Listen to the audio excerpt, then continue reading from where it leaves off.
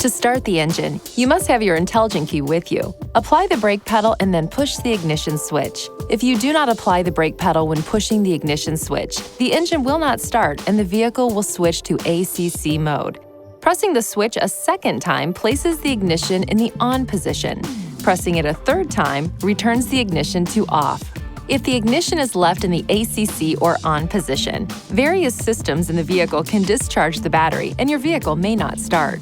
To stop the engine, move the shift lever to the park position and push the ignition switch to the off position. Allow the engine to idle for at least 30 seconds after starting.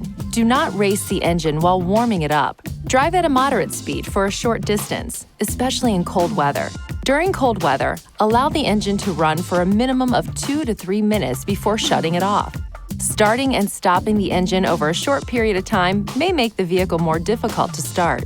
To start the vehicle when the intelligent key battery is discharged, verify that the vehicle is in park, then touch the ignition switch with the intelligent key. A chime will sound. Within 10 seconds of hearing the chime, start the vehicle as you normally would by applying the brake pedal and pushing the ignition switch.